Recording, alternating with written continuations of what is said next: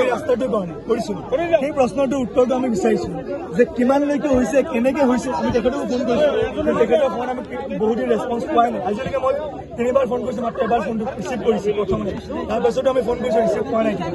গতিকে আজি যিহেতু আপুনি আহিব শুনিছে, মই গুৱাহাটীৰ পৰা ইয়ালৈ আহিছোঁ, সেইকাৰণে আপোনাক ডাইৰেক্ট প্ৰশ্নটো সুধিব বিচাৰিছোঁ যে কিমান কেনেকে হৈছে, কি হৈছে, এই প্ৰশ্নটো আমি সুধিব বিচাৰিছোঁ। আপুনি এই ৰাস্তাৰ কাৰণে গুৱাহাটীৰ পৰা আহিছে? মই গুৱাহাটীত আছিলো, আপুনি ইয়াত আহিব খুজিছে, সেইকাৰণে মই ইয়ালৈ আহিছোঁ। আপোনাৰ ঘৰ ক'ত?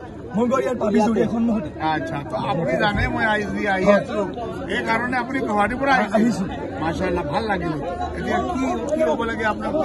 আমাৰ প্ৰশ্নটো হ'ল যে আপুনি এই ৰাস্তাটোৰ কাৰণে আপুনি চেংচন কৰিছে, মই তেখেতে লাইভতো চাইছোঁ, কিমানখিনি কৰিছে, কেনেকে কৰিছে, সেই ডিটেইলছখিনি মোৰ লাগিব, সেই ডিটেইলছখিনি মই বিচাৰিম। আজি ডিটেইলছবোৰ আজি আগবঢ়ালিয়ে গোটেই ডিটেইলছ কৰিছে। আপুনি ইয়াত আছিলে না নাছিলে? মই ইয়াত নাছিলোঁ। মই আপোনালোকৰ আপোনাৰ কাৰণে মই আকৌ এটা প্ৰগ্ৰাম ল'ব নোৱাৰো, নেক্সট প্ৰগ্ৰামো আপুনি পাব। সেইকাৰণে মই আপোনাক তাতে ৰখাবই নিজাভাৱে কুৱেশ্যন কৰিব বিচাৰিছোঁ। That is called bad manners. That is called bad manners.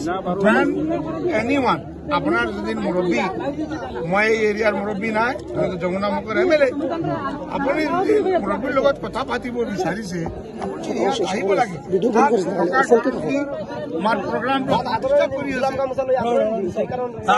তাত আমাক এটাক কৰিব বিচাৰিছিল, আমাৰ গাড়ী ভাঙিব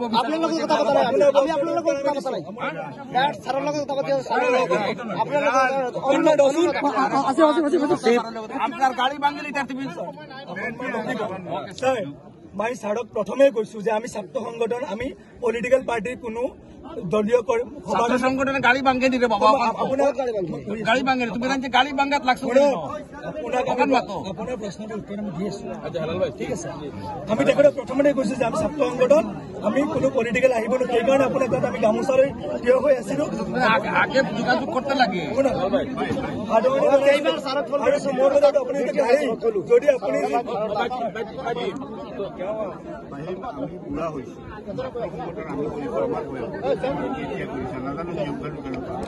এনি পলিটিকেল পাৰ্টি বুলি কথা নাই, এখন MLA পলিটিকেল পাৰ্টি কেতিয়াবা টিকি যায়।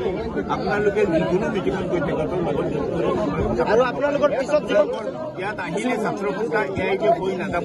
তুমি ভালকে জানা যে এয়াইৰ মিটিঙত যদি বিধায়কক লগ কৰিব ছাত্ৰ সংগঠন আহে, তেতিয়াহ'লে এই সংগঠনটো এয়াইকে হৈ নাযায়। কাৰণ তোমালোকে ক'ব যে আমাৰ বিধায়ক ভাই, লোকেল বিধায়ক অকণমান ৰাখিব। আমাৰ কথাটো হৈছে যে মই ৰাস্তাটো 9 তাৰিখত টেণ্ডাৰিং হৈ গৈছে। আমি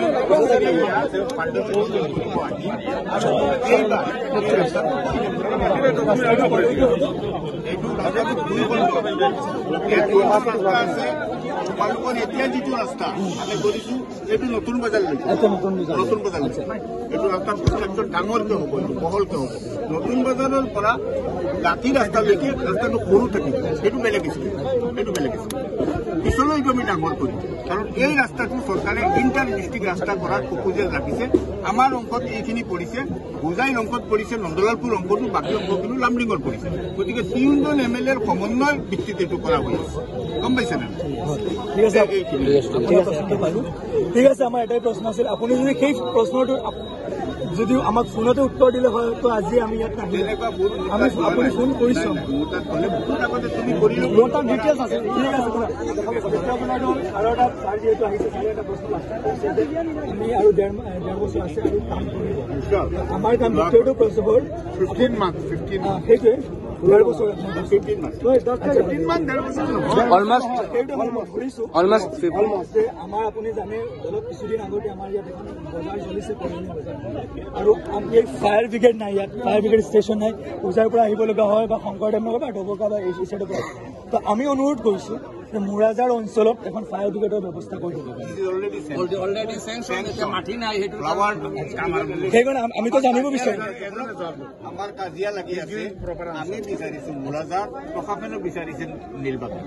প্ৰশাসনে আমাক কৈছে যে আমি এখন নীলবাগানতে ডিচিয়ে কৈছে আমি মাটি দিব পাৰিম, পৰ্যাপ্ত মাটি নীলবাগানত আছে। সেই পৰিমাণৰ মাটি মূলাধাৰত নাই। আমি কৈছোঁ নাই, মাটি ক্ৰিয়েট কৰি হ'লেও কোনোবা মানুহে যদি ফৌজি মাটি দখল কৰি আছে সেই মাটি তুমি মোকলাও, মোকলাই হ'লে এইটো মূলাধাৰ হ'ব। ঠিক আছে, আপোনাক ধন্যবাদ জ্ঞাপন কৰিছোঁ এই বুদ্ধি।